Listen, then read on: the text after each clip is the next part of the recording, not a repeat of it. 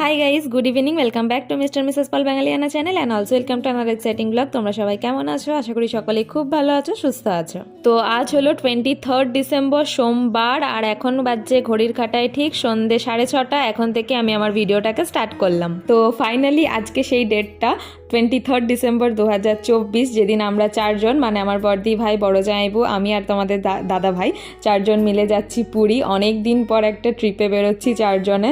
Last প্রায় 1 ইয়ার আগে গেছিলাম, মাঝের 1 ইয়ার যাবো করে যাওয়াই হচ্ছিল না, ফাইনালি বেরোনো হচ্ছে।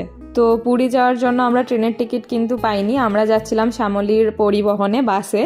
সিটি সেন্টার থেকে আমাদের রাত 8টায় বাস ছিল। তো যেহেতু আমাদের প্ল্যানিংটা অনেক মানে লাস্টের দিকে হয়েছিল, হঠাৎ করেই বলতে পারো, আমাদের সব প্ল্যানিং তো হঠাৎ করেই হয়, তো সেই কারণে আমরা ট্রেনের টিকিট পাইনি। এখন বুঝতেই পারছো, যেখানে ঘুরতে যাওয়া মানে ট্রেনের টিকিট করতে গেলে 2 থেকে 3 মাস আগে তোমাকে সেই টিকিট বুক করতে হবে। তো সেই টাইম আমাদের সত্যিই ছিল না, জাস্ট 1 মান্থ আগে ঠিক করেছি, আর সেই কারণে আমরা ট্রেনের রিস্ক নিইনি। শ্যামলী স্লিপার যেই বাসগুলো হয়, স্লিপার সিটগুলোই আমরা চারজনে বুক করে নিয়েছিলাম। তো যাওয়ার আগে যেহেতু 23 ডিসেম্বর ছিল সেই ডেটটা, যেদিন আমরা রাত্রে বেরোই, সেদিনকে ছিল বড়দি ভাইয়ের জন্মদিন, দেখতেই পাচ্ছ। সেই কারণে একদম রেডি হয়ে নিয়েছি চারজনে। রেডি হওয়ার পরে কেক কাটিং হয়েছে। কেক 1 পিস করে খেয়ে আমাদের টোটো অলরেডি ওয়েট করছিল। আমরা যখন কেক কাটিং করছিলাম তখন টোটো অলরেডি চলে এসেছিলো আমাদেরকে সিটি সেন্টার নিয়ে যাওয়ার জন্য। তো অনেক লাগেজ যেহেতু হয়েছিল, সেই কারণে টোটোতে সবাই কিন্তু কোলায়নি। আমার মা, আমি আর বড়দি ভাই প্লাস আমাদের সমস্ত লাগেজ, এই কথা মানুষ আমরা গিয়েছিলাম টোটোতে।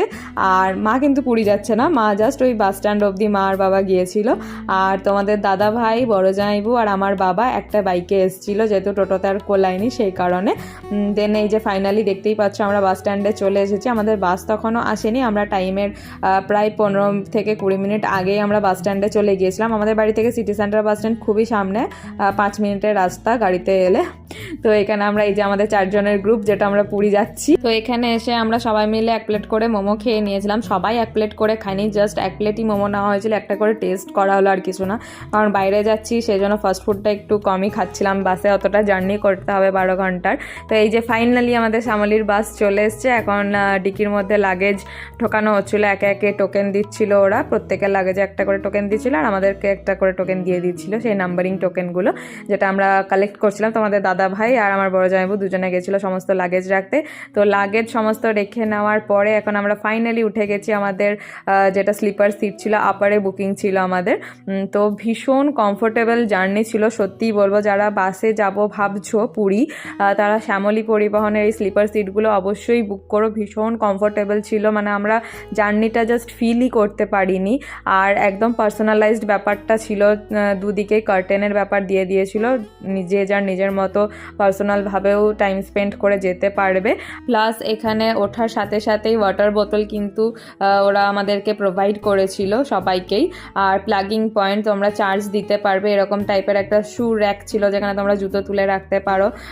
প্লাস পিলো, ব্ল্যাঙ্কেট, সমস্ত কিছু ওরা প্রোভাইড করে। মানে আমরা ভীষণ কমফোর্টেবল, মানে এতটা রাস্তা যে জার্নি করেছি রাত্রেবেলায়, বিশ্বাস করো ভীষণ কমফোর্টেবলি সেই জার্নিটা আমরা কমপ্লিট করেছি। তো সেদিনকে রাত্রে আর কোনো ভিডিও ক্লিপ নেওয়া হয়নি। মাঝখানে আমরা ডিনারের জন্যও নেমেছিলাম একটা ধাবাতে, ওরা দাঁড় করেছিল সেখানে।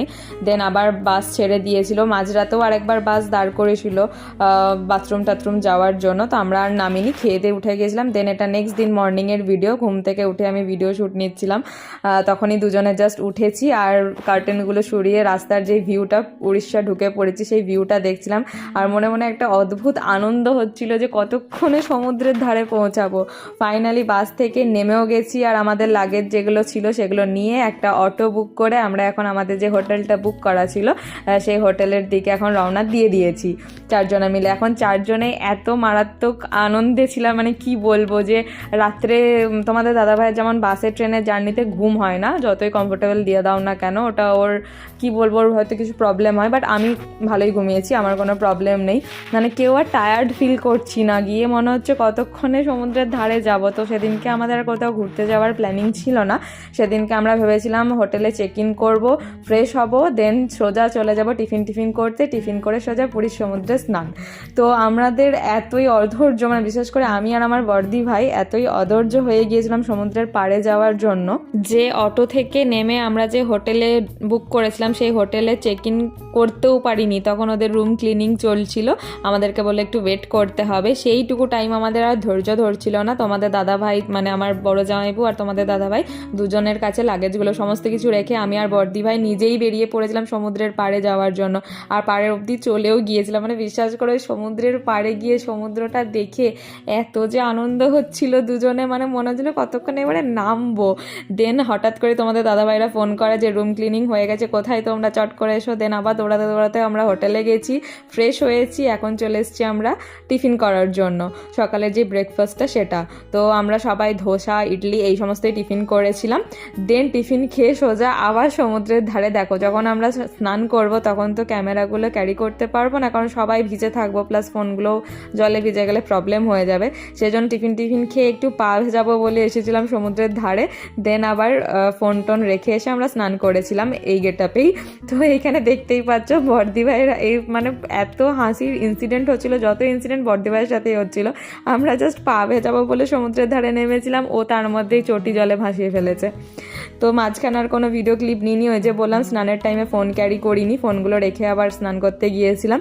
তো এটা আমাদের সমুদ্রের স্নান কমপ্লিট হয়ে যাওয়ার পর বাড়িতে, মানে রুমে এসে আর কি ফ্রেশন আপ হয়ে স্নান টান আবার সেরে নিয়েছি। তখন প্রায় ঘড়ির কাঁটায় বেলা 3টে থেকে 3:30 বাজে। এখন যাব আমরা দুপুরে লাঞ্চ করার জন্য। মানে মনে মনে একটা টেনশন হচ্ছিল আদৌ কেউ আমাদেরকে লাঞ্চটা আর প্রেফার করবে কিনা 3টের সময়। কিন্তু ওই যে ট্যুরিস্টের জায়গা, কার কখন কে এসে পৌঁছাচ্ছে, তারপরে স্নান করে আর সমুদ্রে নামা মানে বিশ্বাস করো টাইমের কোনো ঠিক থাকে না, যে আমি কতক্ষণ আছি, অনেকক্ষণ হয়ে গেল, এবারে উঠতে হবে। একবার যদি সমুদ্রে নেমে গেছো আর ওঠার এনার্জিটাই থাকে না, সত্যি তাই, সবারই সাথেই একই ব্যাপারটাই হয়। দেন আমরা লাঞ্চ করি, লাঞ্চে আমরা বিরিয়ানি নিয়েছিলাম আর তন্দুরি রুটি, চিকেন, কড়াই চিকেন, এই সমস্ত কিছু খেয়ে দিয়ে আবার আমরা রুমে না গিয়ে সোজাসুজি চলে এসেছিলাম সমুদ্রের পাড়ে। প্রায় বিকাল হয়ে গেছিলো, আমরা যখন খেয়ে দিয়ে উঠি তখন 4টে বাজছে। তো সেই কারণে ভাবলাম এই বিকাল টাইমে এই মাটির যেই সুন্দর সুন্দর কাজগুলো করে এগুলো বিকালে গেলেই দেখতে পাবো ভালো মতো। সন্ধে হয়ে যাওয়ার পরেও ওগুলো থাকে, কিন্তু অত বোঝা যায় না, এই আলো থাকতে থাকতে যা সুন্দরভাবে সেগুলো দেখা যায়। আর ভাত টাত খেয়ে আমরা সোজা একটা গজার দোকানে দাঁড়াই গজা খাবো বলে। মানে পুরী এসছি আর গজা খাবো না, এটা তো হতে পারে না। আমরা অল্প একটু গজা কিনি, যে সমুদ্রের পাড়ে বসে বসে এখন সমুদ্রের চারিদিকের যেই কাজগুলো হবে, বালির নানা রকমের স্ট্রাকচার করে, সেগুলো দেখবো আর গজা খাবো, আর সেটাই করছিলামও। তারপরে আমরা রুমে ফিরে গিয়েছিলাম। রুমে গিয়ে আমরা 1.5 ঘন্টা মতো রেস্ট করে নিয়েছিলাম চারজনে, কারণ তার আগের দিনের বাস জার্নি ছিল সারা রাতে, সবাই একটু একটু হলেও টায়ার্ড ছিল। দেন রেস্ট করার পরে আবার রেডি হয়ে আমরা সন্ধ্যেবেলায় সমুদ্রের ধারে চলে এসেছি। সেই বালির চটটাতে অনেকটা লম্বা করে সুন্দর একটা মেলা বসে, আর এসেই এই মাছ ভাজাগুলো দেখতে পাচ্ছিলাম। মানে সত্যি সমুদ্রের পাড়ে এলে এই মাছ ভাজা একটা করে খাওয়া, তার সাথে একটা সুন্দর খাবার বিক্রি হচ্ছিলো, সেটা হলো সুইট কর্ন সেদ্ধ। ওটা প্রচুর পরিমাণে ওখানে লোকে পছন্দ করছিল। আমাদের বর্দি ভাই আর তোমাদের দাদা ভাই এরা দুজনে তো প্রায় সব দিনই খেয়েছে সুইট কর্ন।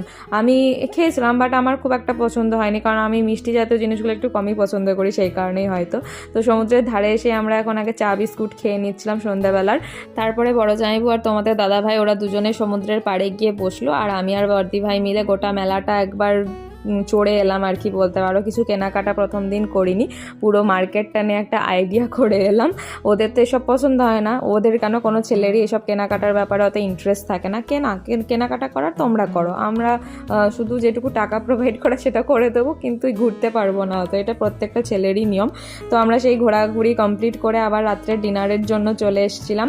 তোমাদের দাদা ভাইরা যেহেতু রুটি খাবে ওই জন্য ওরা অন্য একটা জায়গায় খেয়ে নিয়েছিল, রোড সাইডের হোটেলে। আর আমি আর বর্দি ভাই একটা হোটেলে মানে রেস্টুরেন্টে ভাত খেয়েছিলাম। রাত্রেবেলায় রুটিটা আমার ঠিক পছন্দ নয়, আমি ভাতই খাই সেজন্য। তো এইভাবেই আমরা আমাদের পুরীর ফার্স্ট ডেটা কমপ্লিট করেছিলাম। তো পুরীর প্রত্যেকটা দিনের ব্লগ কিন্তু আমার পুরো ইন্ডিভিজুয়ালি নেওয়া হয়নি, এর পরবর্তী যে পার্টগুলো হয়তো একসাথেই আমি টুকটাক করে শেয়ার করব, কারণ সেকেন্ড ডেতে আমার একটু শরীর খারাপ হয়ে গিয়েছিলো, অ্যাসিডিটি হয়ে গিয়েছিলো বলে বমি হচ্ছিল, সেই কারণে সেকেন্ড ডের যেই ব্লগটা আমরা ঘুরতে গিয়েছিলাম সেই ব্লগটা আমার আর নেওয়া হয়নি। মানে সেদিনকার কোনো ব্লগই আমার করা হয়নি। তো সেদিনকার কিছু ফটো তোমাদের সাথে নেক্সট ভিডিওতে অবশ্যই শেয়ার করে নেবো, ভিডিও না থাকলেও। আর তারপরের 2 দিনের ভিডিও টুকিটাকি করে যেটুকু নেওয়া হয়েছে সমস্ত ব্লগ আস্তে আস্তে শেয়ার করে নেব। তো আজকের এই পুরো ব্লগটা তোমরা কেমন এনজয় করলে ফার্স্ট থেকে লাস্ট অবধি দেখে, সেটা অবশ্যই কিন্তু নিচে কমেন্ট করে জানিও। আর এই ইয়ারে কে পুরী ঘুরতে গিয়েছিল সেটা কিন্তু অবশ্যই নিচে কমেন্ট করে জানাতে ভুলো না। তো আজকের ব্লগটা তোমাদের কেমন লাগলো সেটা অবশ্যই নিচে কমেন্ট করে জানিও। আজকের ব্লগটাকে আমি এখানে শেষ করছি, আবারও খুব তাড়াতাড়ি দেখা হচ্ছে পরবর্তী একটি ভিডিওতে। Till then stay happy, healthy and safe, and obviously stay kind and positive. Bye by.